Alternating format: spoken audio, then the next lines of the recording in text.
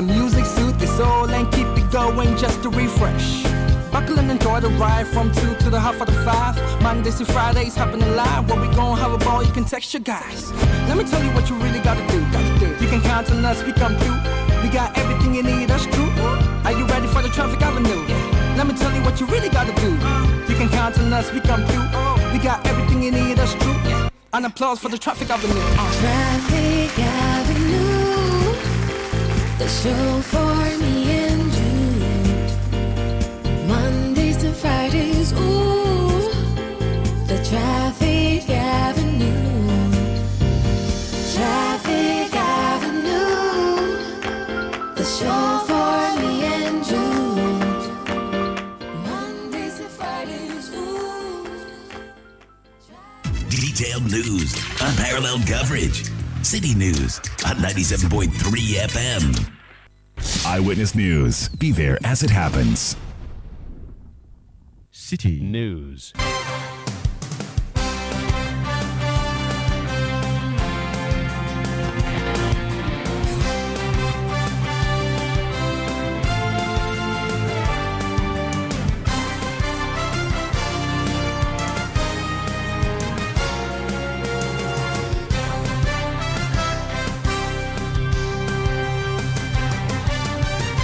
Hello, good evening. Welcome to Eyewitness News, coming to you live from our studios at number 11, Dr. Martin Loop in Adabraka in Accra. My name is Salom Adunu. Tonight I'm here with Akusia Oche. Coming up over the next 90 minutes. We will also simplify our complicated corporate tax system and VAT regime.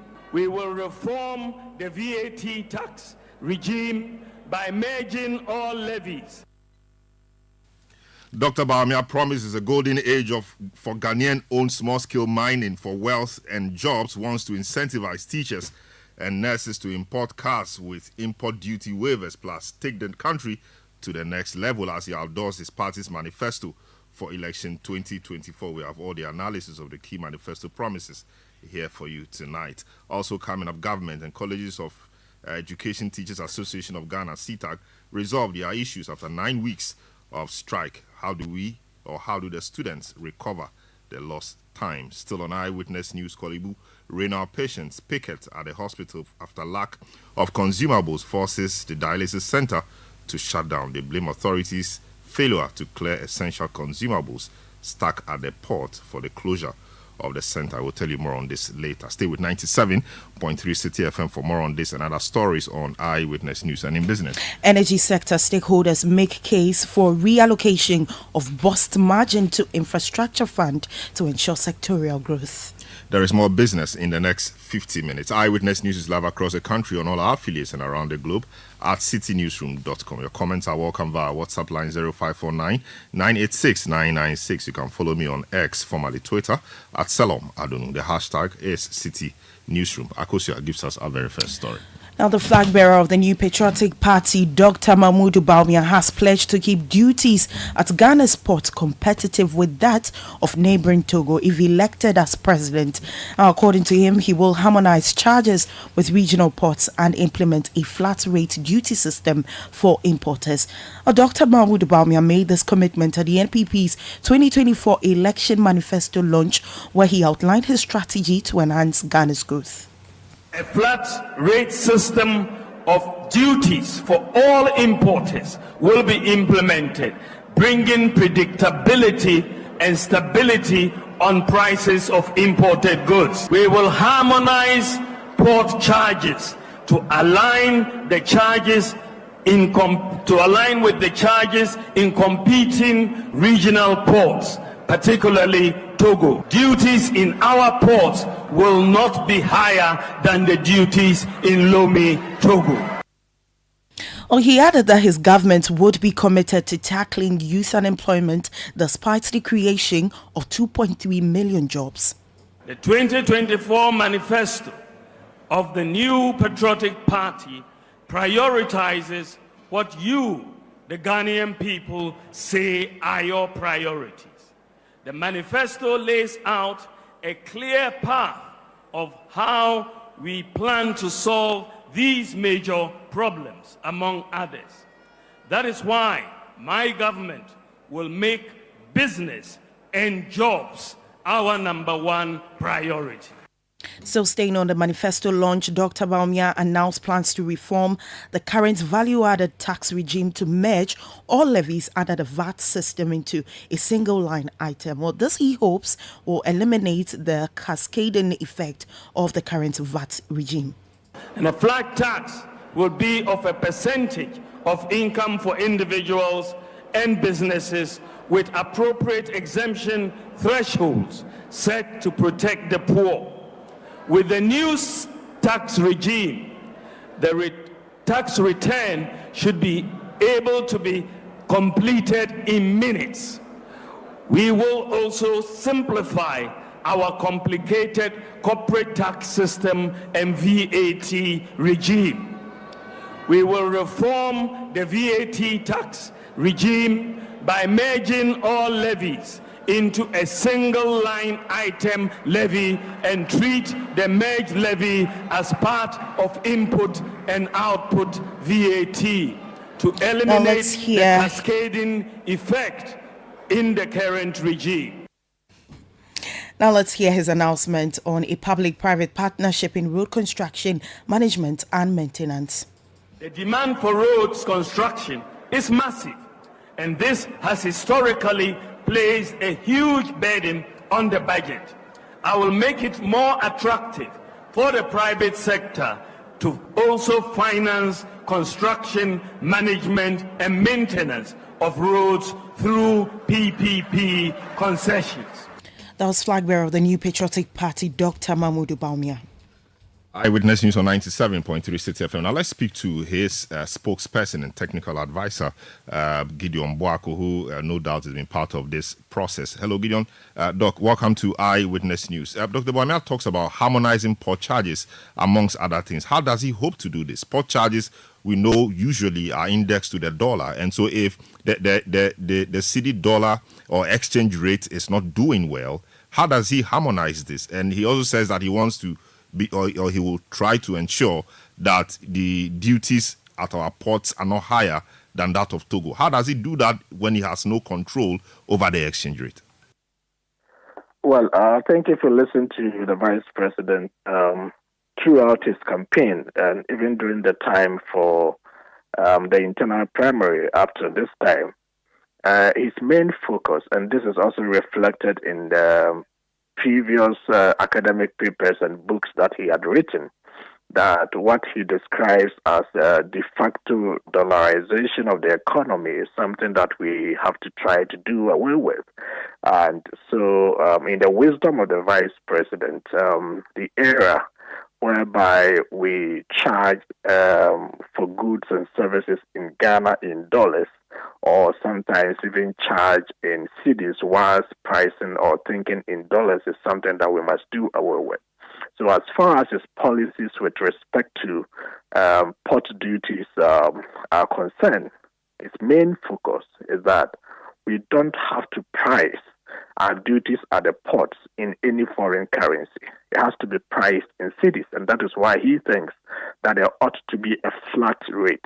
And even if you want to do a thinking in dollar whilst pricing in the city, the rate has to be flat.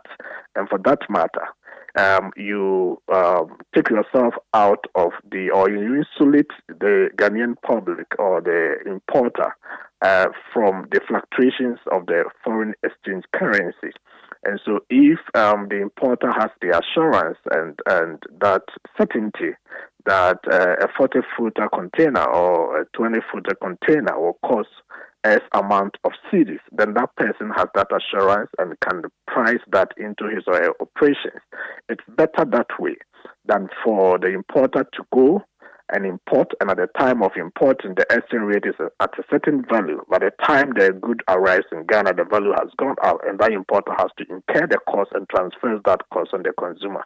So the Vice President very well knows, and his thinking is that we have to price in cedis. Even if we have to price in dollar, the rate ought to be flat for a reasonable number of years to give certainty to the Ghanaian importer. So what happens to the factors that influence the shifting or the changing duty rate. Obviously, I mean, people don't just change the rate for changing sake. Certain factors influence that. So when you keep it flat, who loses? The state will lose money, and other persons involved in the value chain will also lose money. So how really does it hope to go around that? Because, I mean, there's surely a cost. So how is it dealing with the cost, really? The rate at the port is not a decision by any other person than government. It's not a decision by you. It's not a decision by me. It's not a decision by the importer. The rate at the port is charged by the government agency, which is the Customs or the Ghana Revenue Authority. It is a government policy. And the Vice President thinks that the same government policy too that put in place that measure can also change it.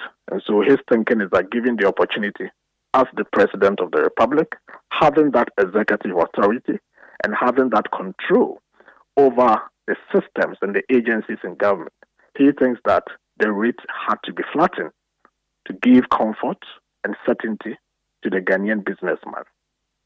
And we know that government gets a lot of money from the port. So when this is kept flat and the other factors that influence, the changing rates, are also kept flat, then it means that government will lose money. So it's a matter of the kind of economic principle that you want to apply or what you believe in. There's one school of thought in taxation that thinks that you can reduce taxes and get more volumes and then get higher value. And it's applicable in so many perspectives. If you look at what has happened to the withholding tax on gold exports, it used to be 3%. At the time, people were smuggling. They were not, taking the gold through due processes. Government took a decision to reduce the gold export tax, which is the withholding tax, from 3% to 1.5%. And for the first half of this year, we have seen gold exports increase by multiples of hundreds of percentages. So it's a matter of price and queue. Total revenue is price times quantity.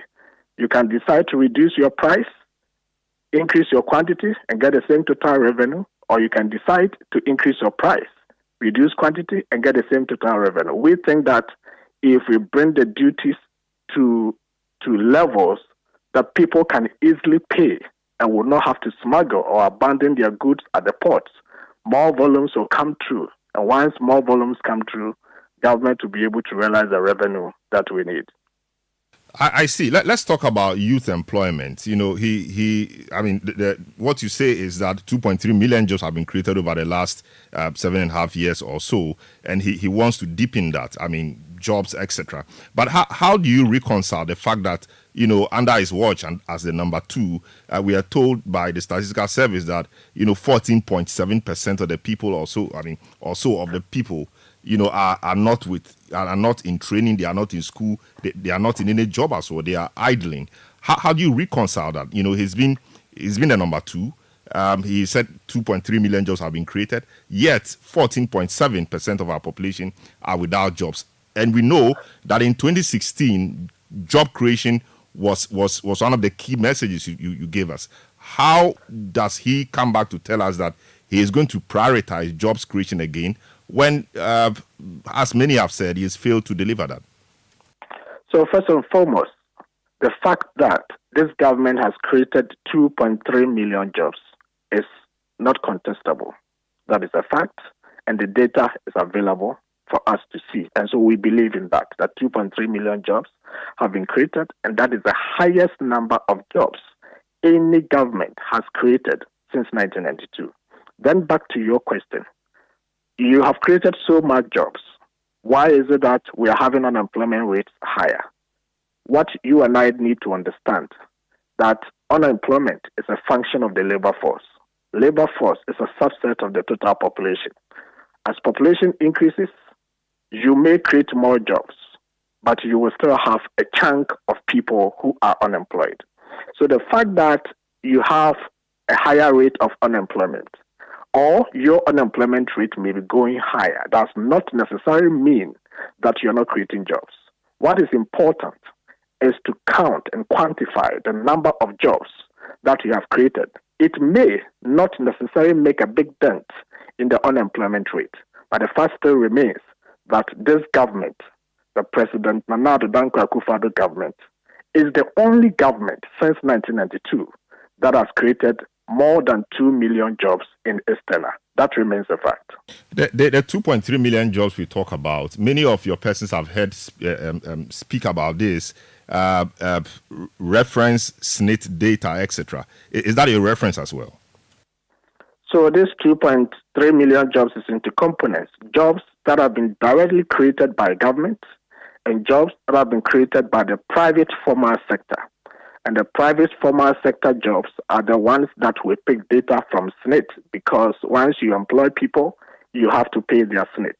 And let me also add that we know there are some private formal employees who are not paying SNIT contributions to their workers, and that data is not captured. So even if you want to extrapolate based on that assumption, I am very certain that the 2.3 million jobs will go higher.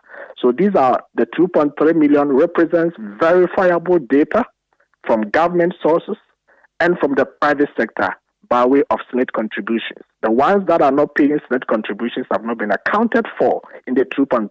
So I can certainly say that even the 2.3 is a highly conservative estimate. How about persons or institutions which were not paying SNIT for their people in the past, but now because of SNIT's drive, etc., they've begun paying? So somebody could be in employment many years before, but SNIT wasn't paid.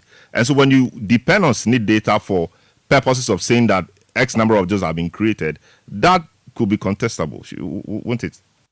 So you're only saying that on the assumption that once we get the data from SNIT, we don't disaggregate the data into granular form to see which ones reflect new employments and which ones reflect old employments, but now have been migrated to the SNIT data. That is not how we go about things.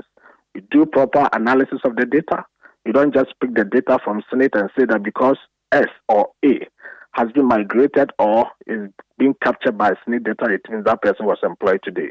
We go deeper into the data to see the period of employment of the person. So every single data that we have captured as part of the 2.3, reflecting in the total number of jobs that we have created, are duly jobs that were freshly created from 2017 up to date. It does not include jobs that were created before 2017, but they have been paid their SNIT contributions within this period.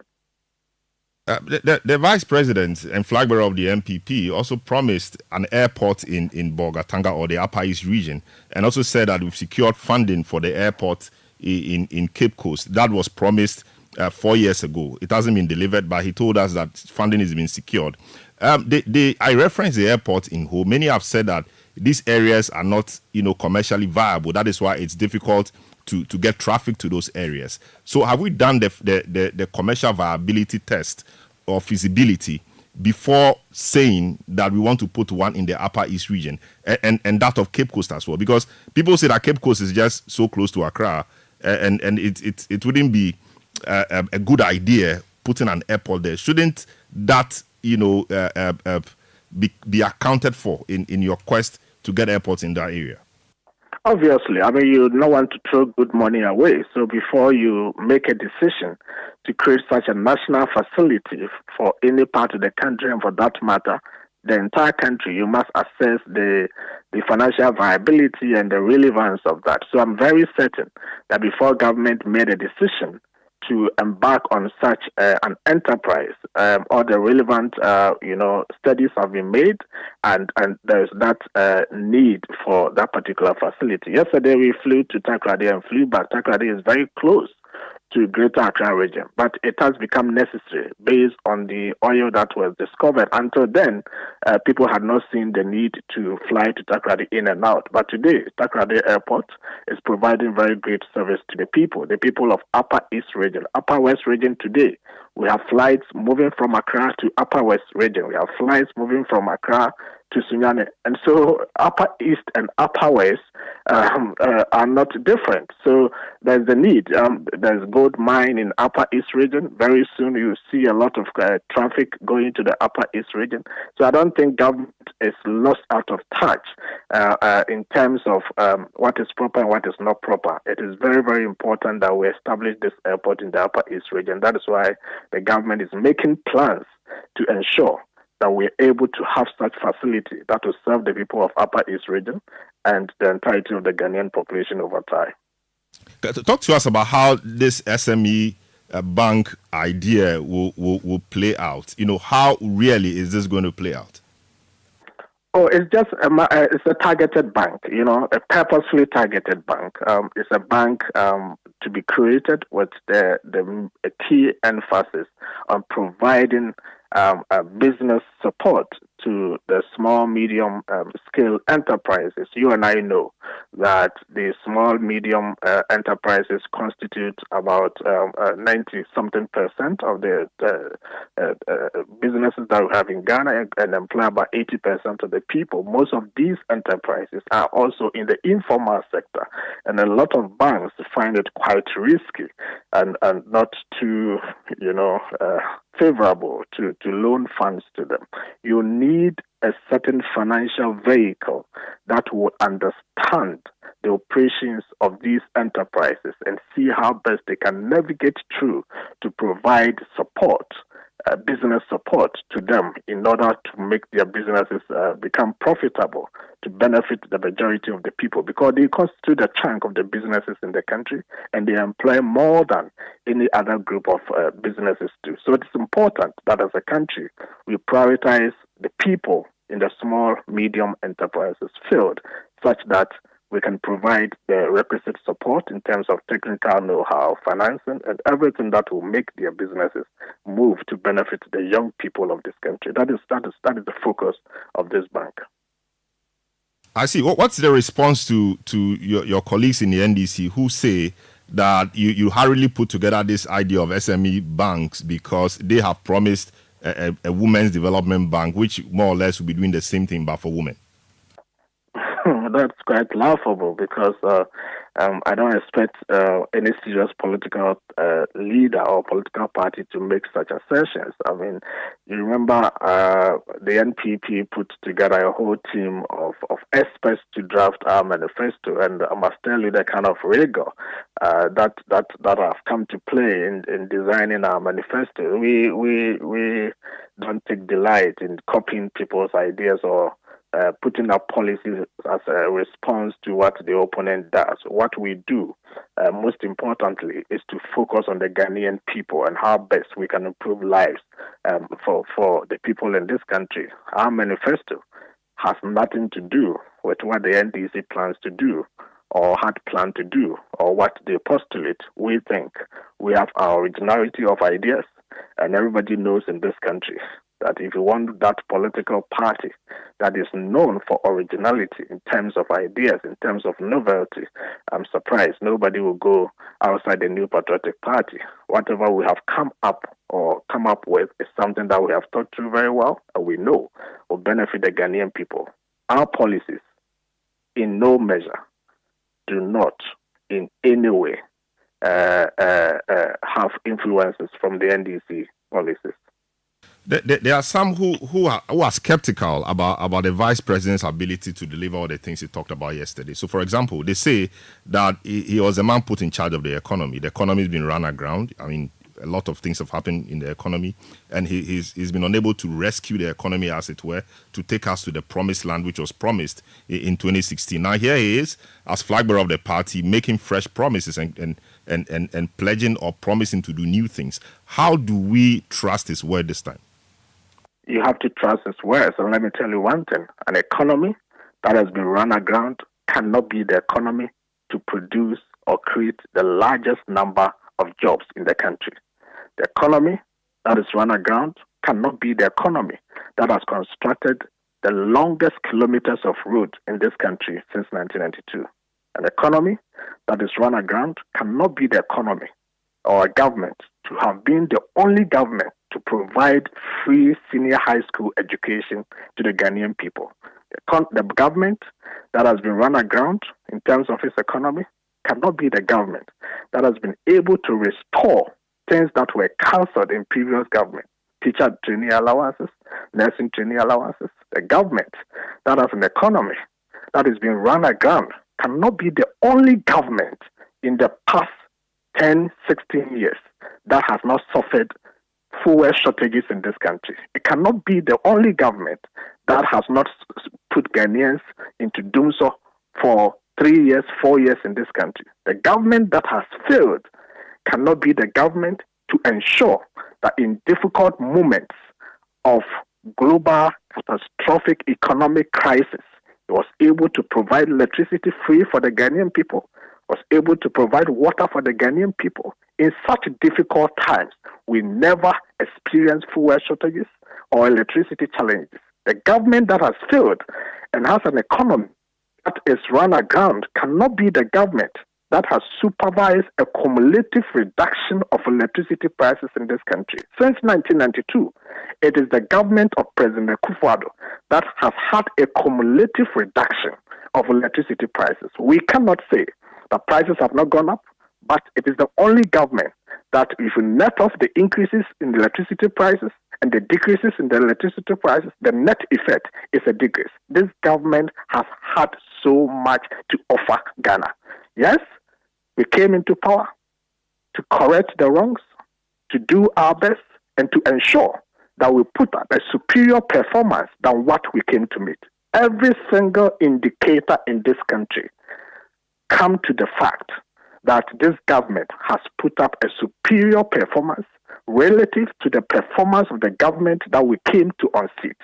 And so, if the acid test to any political decision is what is the alternative, we cannot say we have taken Ghanaians to the heavens.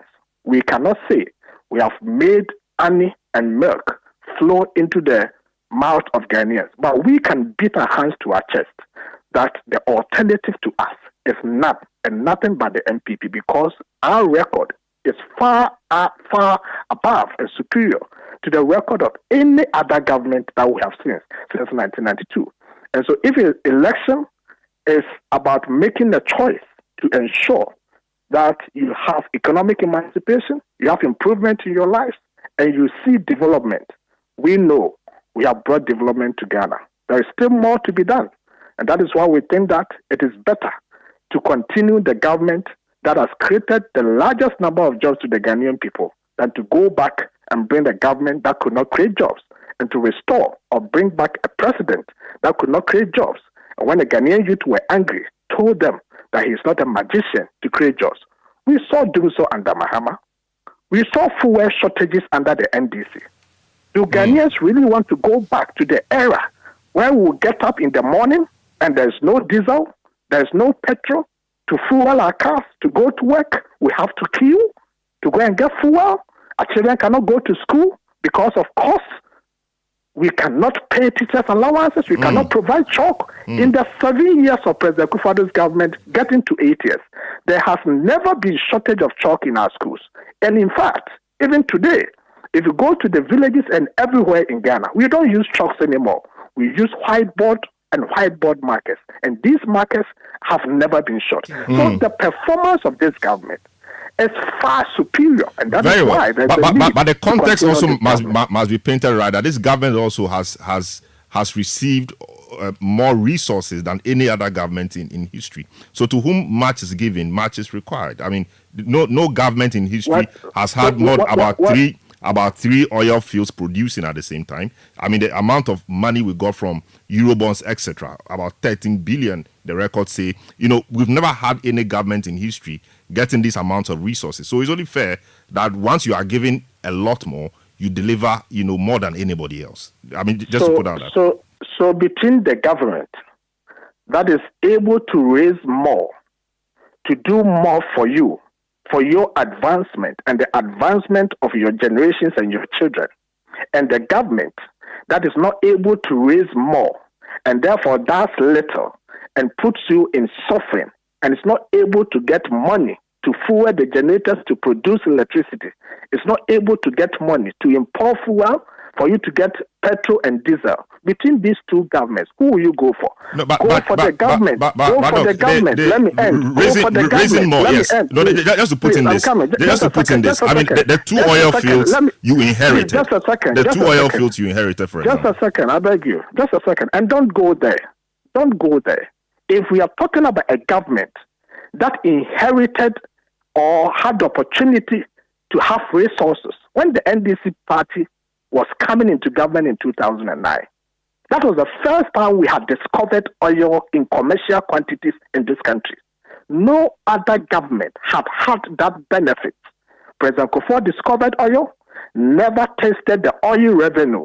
The NDC came into power to meet huge oil reserves and oil revenue in this country. Ask yourself, what did they do with that?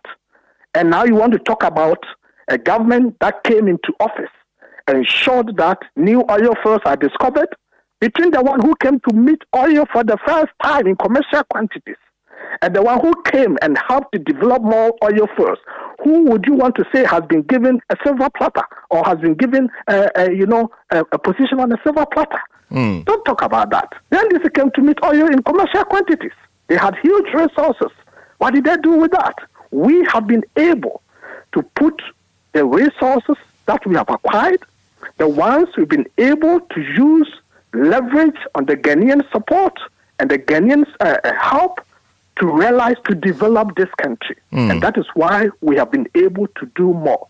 So I agree. And I accept the fact that you agree with me that President Kufuor's government has done more, except that you think that it had more resources, and therefore, if it has done more, it's no news. What I want to tell you is that the NDC equally came to meet a lot of resources and oil in commercial quantities for the first time in the history of this country. Yet, they did less. Very well. Thanks so much. To what President Kufuor has done. Thank you so much, Gideon Boako, technical advisor to the Vice President and spokesperson as well, and parliamentary candidate for the NPP at the Tano North constituency. Eyewitness News on 97.3 Citi FM. Akusi has some more stories. Well, the minority in Parliament has been reacting to the 2024 NPP manifesto launch.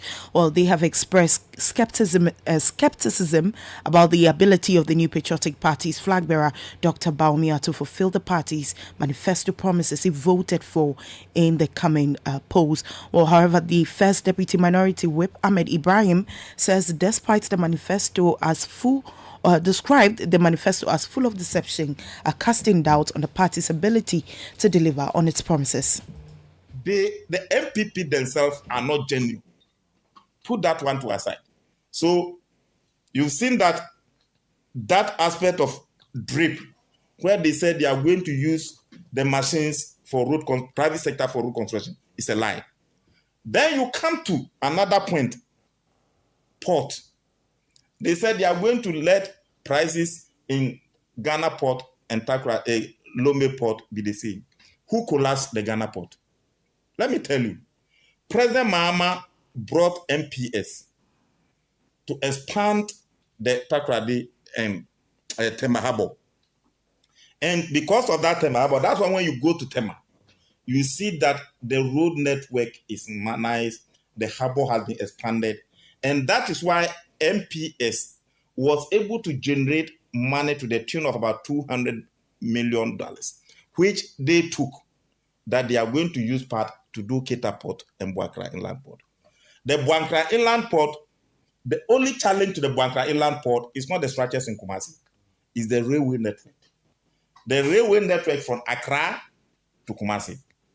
That is where the rails are going to be cutting the goods and the containers from Tema to Kumasi. But he is more concerned about the charges. He says that the import duties are going to be harmonized. Who is in charge of import duties? Is it not government? Have you considered the tax component of the import duties? Were we not fighting then here when we said even stationery, even the books, textbook that people read, Nanadu, who claimed that he's educational oriented, has put taxes on textbooks. That even Ghanaian writers, even our children do not have books to read.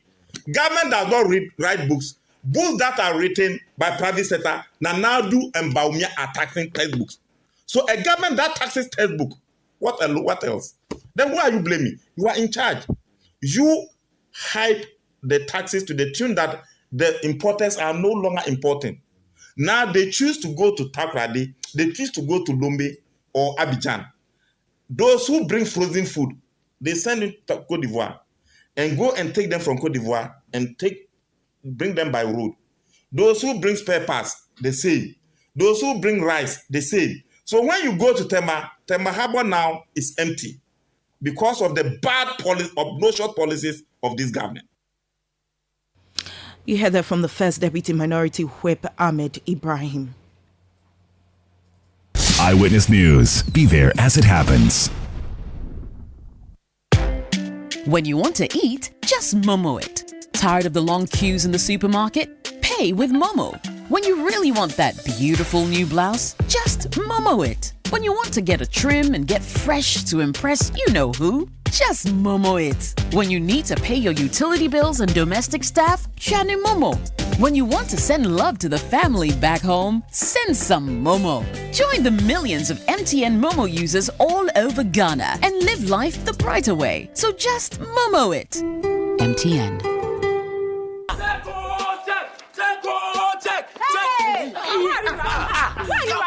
I am going to check my name and details on the voters register. What's name?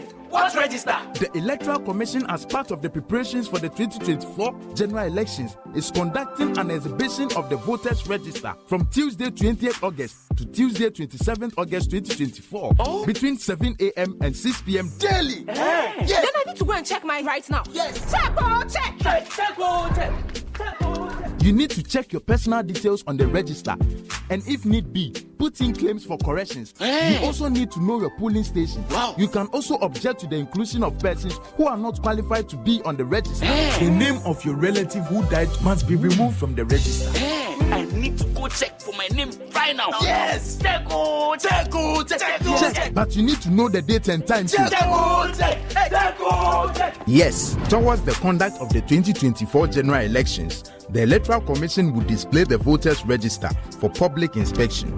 Make sure you check your details in person during the exhibition of the voters register from Tuesday 20th August to Tuesday 27th August 2024 between 7 a.m. and 6 p.m. daily. Alternatively, registered voters can check their registration details on their phones by dialing *711*51# on all networks. Persons who have lost or misplaced their voter ID cards can go to the exhibition centers to check their registration details. Exhibition officers can help check their details even without their voter ID cards. A qualified voter may object to the name and particulars of a person on the grounds of being a minor, a foreigner, not of sound mind, impersonation, or not a resident of the area. Check. Your vote is your future. Oh, jump on now. Go. Gugomi, at what time when you come back where I don't hear the sound of your car? Why you buy new car? No, I not change my car. It be the same ride. It be the fuel way I change. Way one shouts it. Ever since I started using the all-new Excellium Premium Fuel, fortified with 3-in-1 action. Oh, Joe, now my car they run like electric car. No, it's so. This is the type of fuel where they want to. Because now engine they cost. Where they want for way if I buy it, it go protect my engine. And with the small way I buy, I go drive, sir. Absolutely. It's like strapping a turbocharger to your engine and giving it a protector. And what they bust my mind, Seth, be the 3-in-1 action, no? Excellium, they prevent up to 99% of deposit. It be anti-wear, some be anti-corrosion. Won't pay when I open them. Hey, so where can I find this magical fuel? Just head over to any Total Energy service station and your car will thank you. Hey, then make a finish my gobe fast, then rush go Total Energies. My friend, but why your hand my gobe inside? I give you info. Make a fill the gobe too small. Go! Excellium is designed to protect your car engine, decrease fuel consumption, and lower CO2 emissions. Don't say fuel, say Excellium. Choose Excellium, choose quality.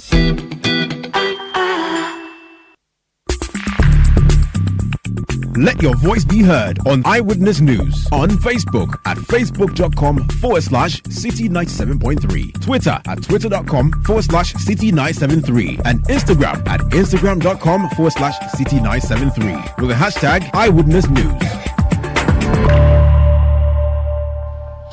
You're welcome back. Let's still stay with the NPP manifesto launch because the Ghana National Association of Teachers and NAT has expressed reservations about the implementation of a promise made by the NPP flag bearer Dr. Mahmoud Bawumia to introduce incentives that would enable teachers to purchase vehicles. Now, Dr. Bawumia announced that the NPP government, if given the nod, would offer incentives for teachers to buy vehicles with engine capacities of up to 1,000 cubic centimeters. Now, while NAT's General Secretary Thomas Musa acknowledged that the initiative is positive, he remained skeptical about its full implementation.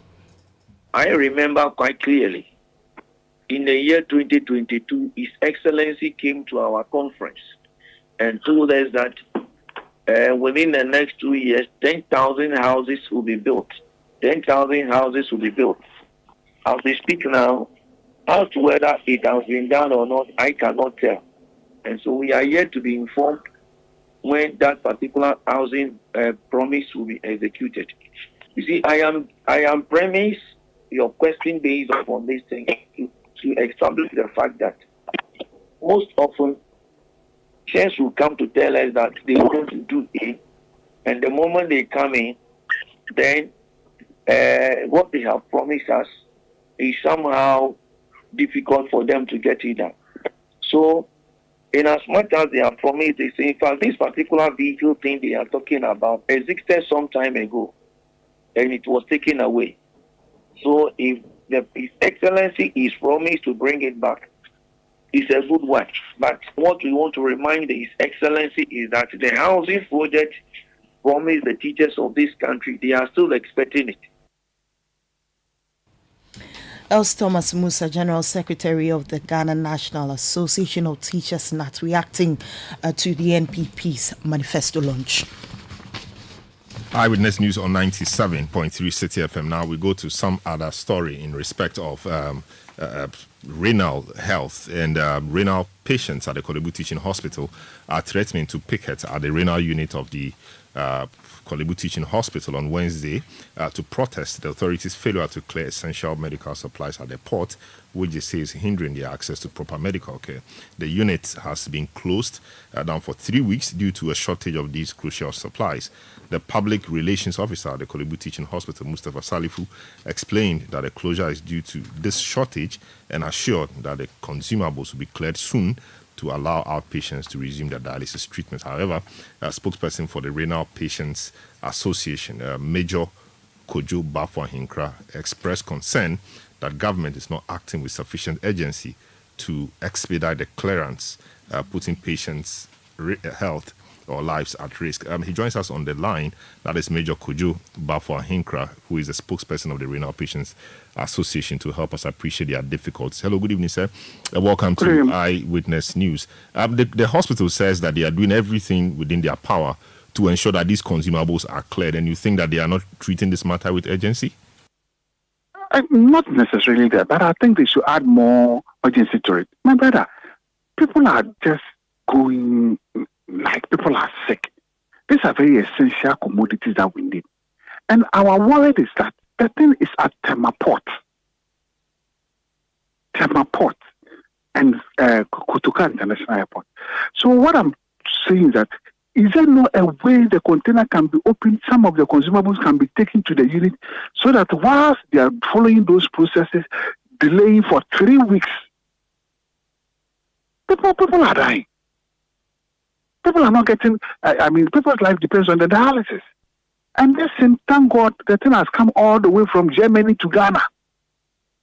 And it's sitting here and people work or whatever work, so the unit is closed down. It's very pathetic, my brother.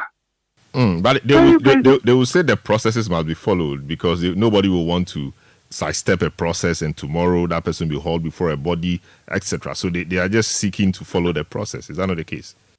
Let me borrow our president's word that when the economy is down, they can bring it back. But when a human being dies, you can never bring the person back. Yes, the processes are there. Laws are made to be governed by human beings. If the human beings are not there, the law is nothing. So those processes were made to govern us. But what I'm saying, is there no way they can expedite this thing for 3 weeks? Is there no way the Ministry of Finance, Ministry of Health, and the GA, Ghana Revenue Authority, is there no way they can draw or do something quickly that this thing can be cleared to take care of patients? When you see renal patients, I mean, the private facility, you can't pay. It's very expensive. Kolobu is quite somehow, even that one price is not even that cheap. It's 491 per session. You need to do 2 or 3 times a week. So you can put together and see how it's going. And here we are, we don't have the consumables. When you see patients, men are pregnant, women are pregnant because they are not doing the dialysis. The stomachs are now big, puff faces, the swollen feet, and they are not looking well. They are all sick. Who knows next? Who knows what is going to happen next? And this thing is sitting at Tamaport. So what assurances have you been given? And what assurances have you been given? Is your protest still going to happen on August 21, which is Wednesday? Now we are hearing they say they are doing everything possible to get the thing. We are also saying if you don't see anything good by Wednesday, we'll still pick it because for everybody to see. Because it's better we get closer to Kolebu, sit there for them to see our plight. Maybe because we are in our homes, they are not seeing the way we are suffering. When we come and sit there, maybe Dr. Okoboyo might see our situation. The Minister of Finance might see our situation, the GI people, and maybe they will expedite the process for these things to come to it. Because, my brother, it's very serious. If you have a relative or a brother who is having this end-stage kidney failure and he needs dialysis, and for 3 weeks, he needs to go through a whole lot of things before he can even get it at the private place and do it. And one thing I give it to Kolebu, their clearance is very good. The machines that they have are very good. I mean, when you dialyze there, you are good to go. Risk-free, all those things. And we are not getting it. And it's just these consumables. And it's sitting at Temaport. So is there no way they can... Yes, so let's get some answers from Kolebu. Mustafa Salifu is a public relations officer for the hospital. He joins us on the line. Hello, good evening, sir. Welcome to Eyewitness News. What really is the problem?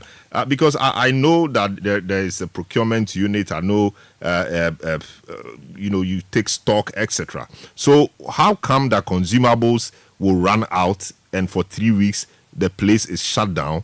And thank God we have the consumables arriving in the country. Why can't we expedite the process to get these consumables to the hospital for the people to undergo their dialysis? What's so difficult about this?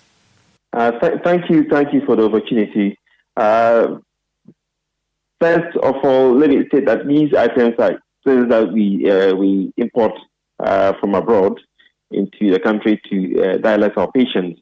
And sometimes, particularly with this consignment, we had problems with the shipping line in terms of the documentation. And then we had to get over that. As soon as we got to that, we had planned that to do whatever we can in our operations to avoid a situation where we have to suspend operations at the renal dialysis center. Unfortunately, those procedural lapses on the part of the shipping line created this void. But we are. Just before that. When did these consumables arrive in the country? Yeah, they got here somewhere in the latter part of June.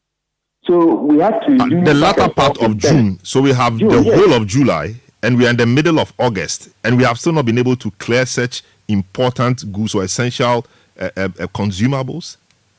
What's the process? What's the process really? You can have, before the things are dispatched to you, before they send you those documentations. So it took quite a while before the shipping lines could actually do the corrections on the documentation to enable us to start the process early. But is there no way that some items are prioritized, because these are people's health, and you see a whole unit is closed down because of a delay which could have been expedited? I don't know how you can explain this to anybody. If somebody loses their life in this process, I'm not sure the person will forgive you. Unfortunately, we are dealing with third parties. These are people who sit somewhere in South Africa and Germany, and then they are supposed to do this for you. They are all partners. They are business partners. We procure those essential consumables from them. But sometimes there is so much that you can do in terms of mounting pressure on them to do some of these things. But that was the major reason for this delay, because we had done our analysis, and then we knew that we're going to clear this thing as early as possible so that we avoid any suspension of services at the renal dialysis unit. But since June, they took quite a while before they responded to, and then they effected the corrections for us to be able to clear the goods. But thankfully now we've got them. In fact, with the first container that came, we didn't want to go through the process, so we had to clear it by paying the duty on it. Despite the fact that we are supposed to clear it on permit. So with the second footer container, we are now going through the process. Our chief and his team were at the ministry today, Ministry of Finance. They've had some engagements, and we have been given the assurance that before the end of this week, we'll have the container in Kolebu so that we will resume normal operations. What help, beyond the assurances you've been given and you are giving, what help do you need to get this thing expedited? We need the work to be done speedily so that our logistics officer can go and then bring the container to. And who is in charge of these paperwork at the port that has to do it quickly for you to get your consumables? It's usually the institutions that we deal with. As I stand now, I can't actually give names of those who can buy. No, I mean, I'm not talking about names of persons. Which institutions? The Ministry of Finance, because we are going to clear it on permit. The Ministry of Finance will have to do some paperwork from the Kolebu to Ministry of Health, from Ministry of Health to Ministry of Finance. At the moment, the documents at the Ministry of Finance, they will also process and then direct it to Ghana Revenue Authority, and they will also instruct their officers so that we will pay the handling charges and then lift the container to Kolebu. That is the process we usually follow to have these things cleared from the port. Now the patients say they will pick it on Wednesday. What do you say to them?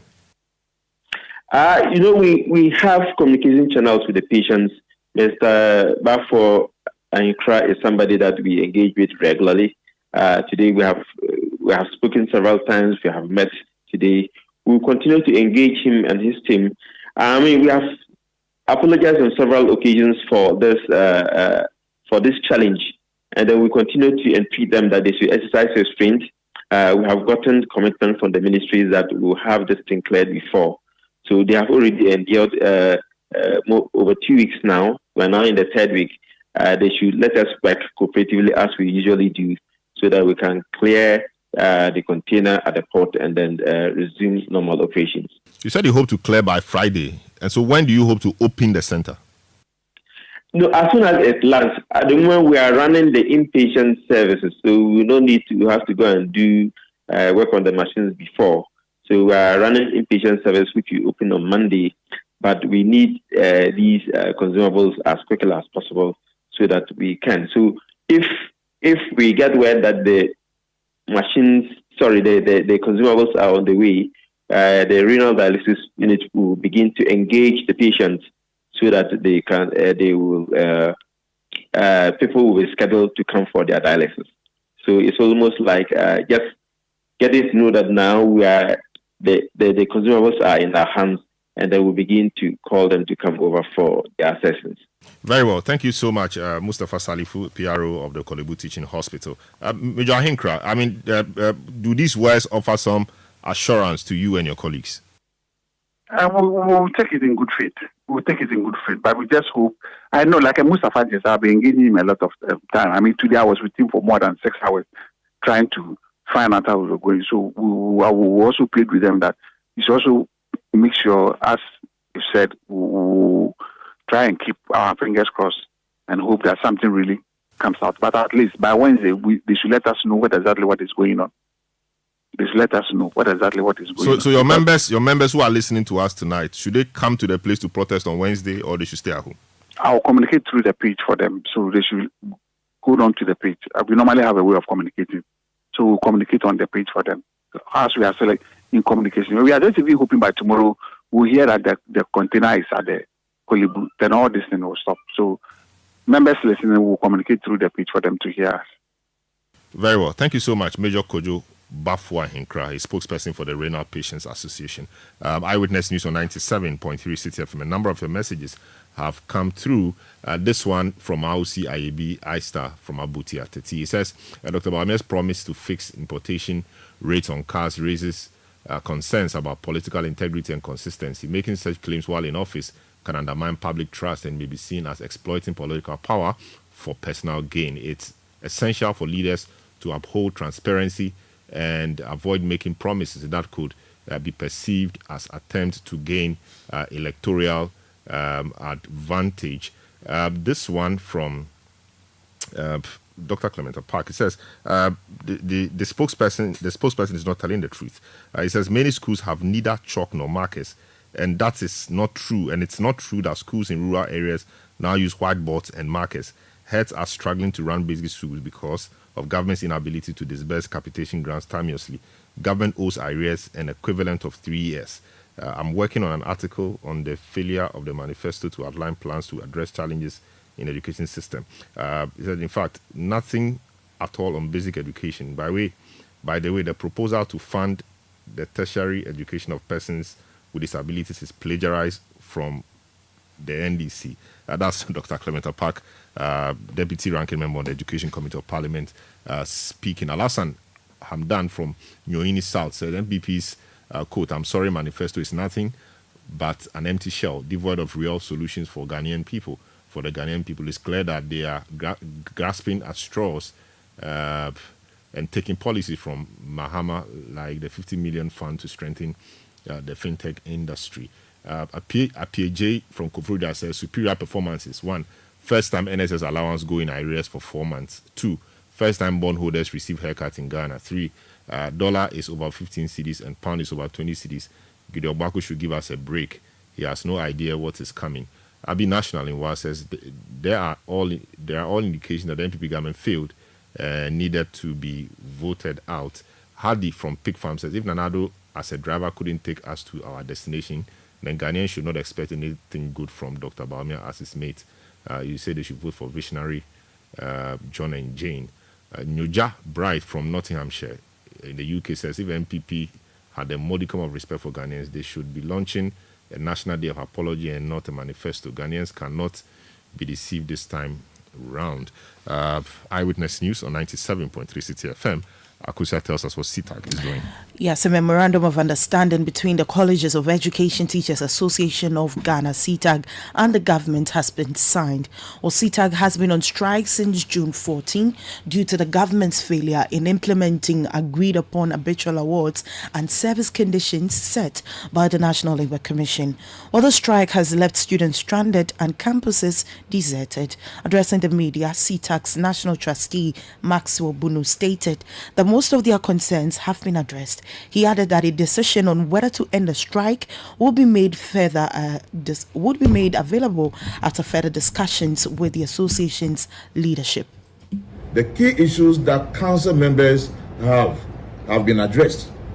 Of course, one has got to do with the issue of nomenclature, which their council is aware of. I want them to know that that issue has been addressed. The issue of all year round work, and then the defreezing of the July salary and the payment of August. I think all these concerns have been addressed. And as a national CTAG trustee, I don't think, with my experience here, it will be prudent for CTAG to remain on strike.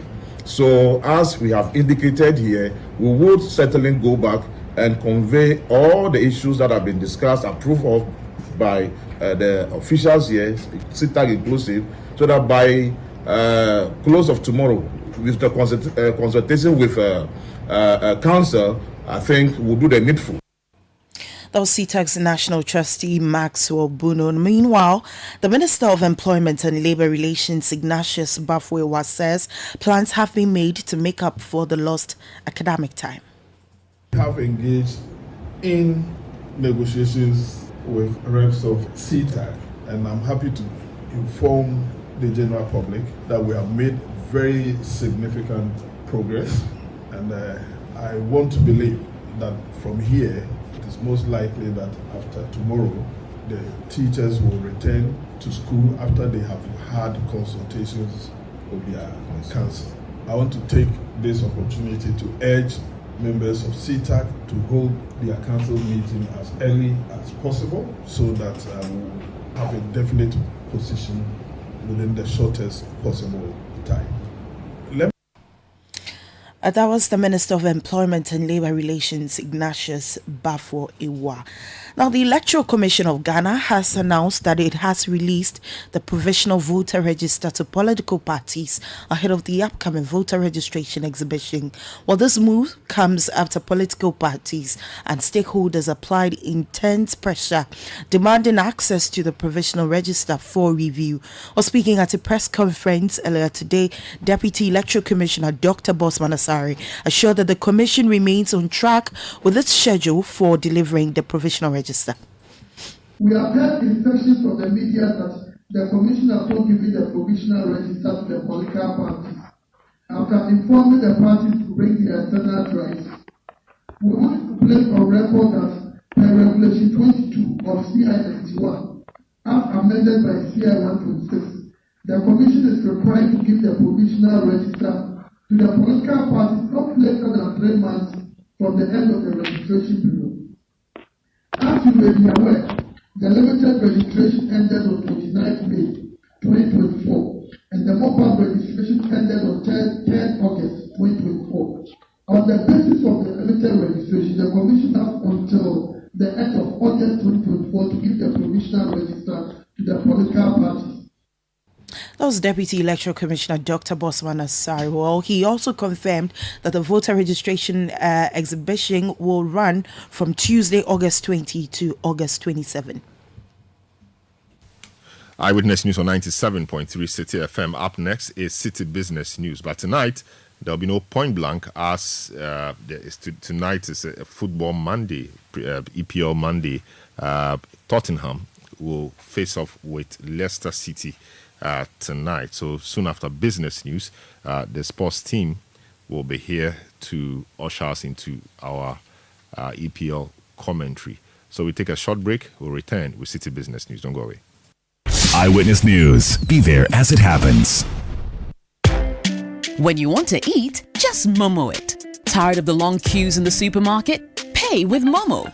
When you really want that beautiful new blouse, just Momo it. When you want to get a trim and get fresh to impress you know who, just Momo it. When you need to pay your utility bills and domestic staff, Shani Momo.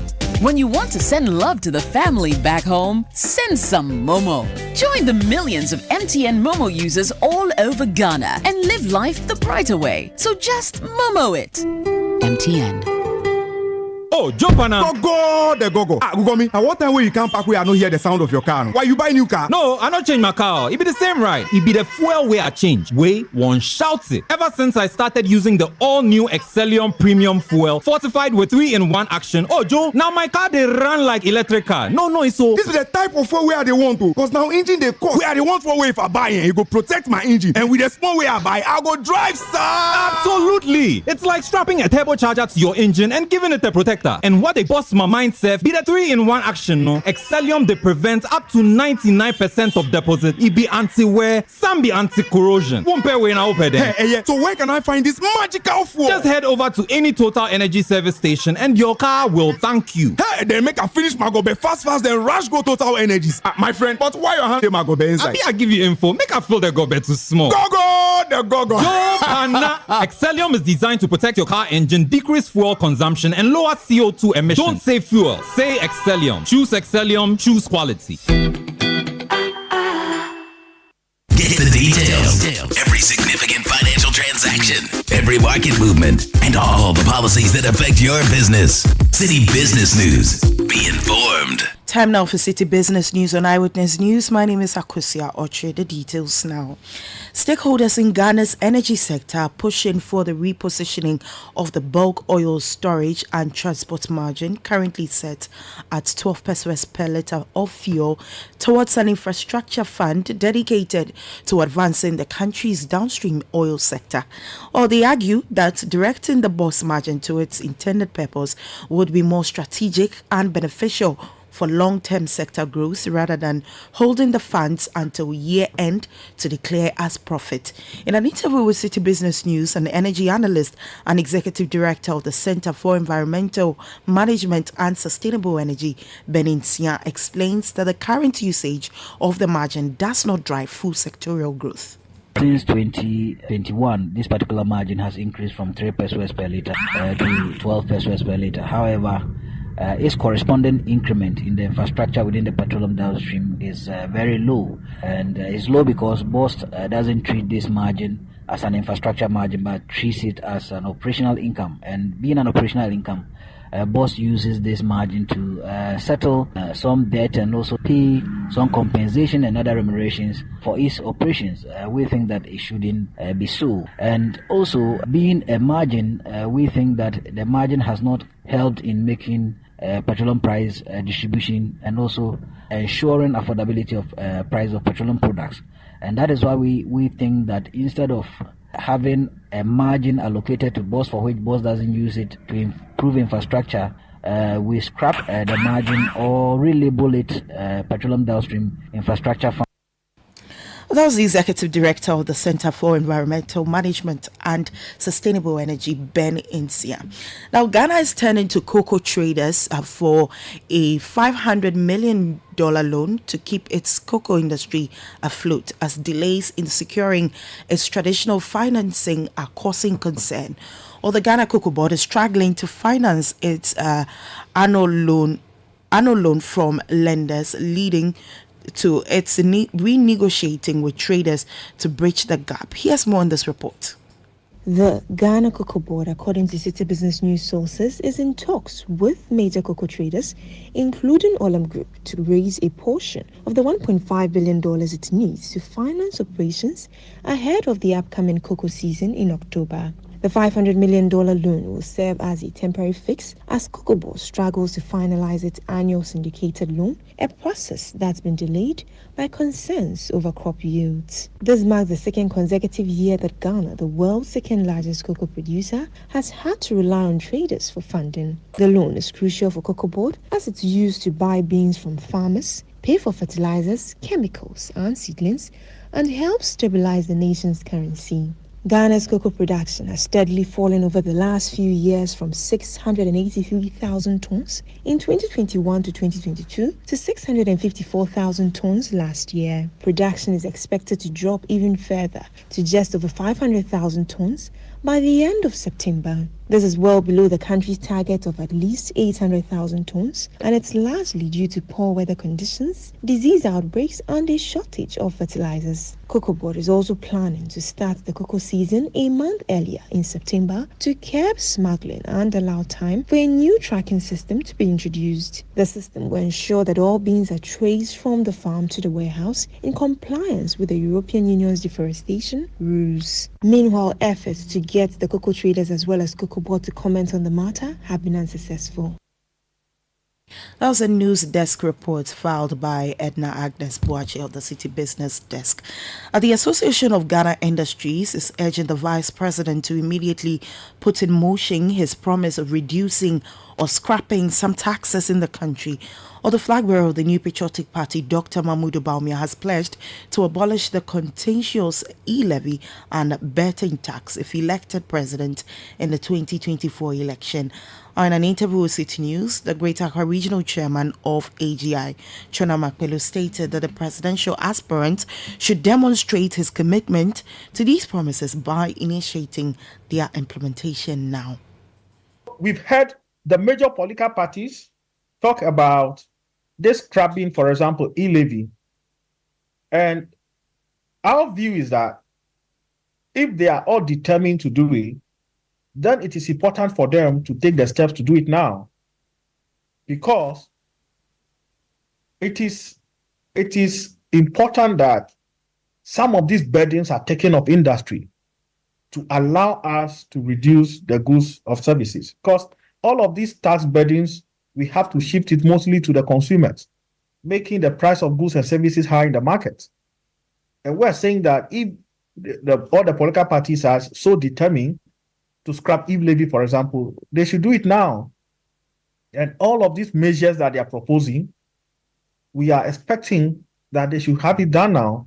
A day in business is as important because every day we are incurring costs. And the reason why we are incurring so much costs is because of the high level of taxes that we have to deal with on daily basis. So we would prefer that some of these measures, government begin to implement them now than rather postpone it to after the election.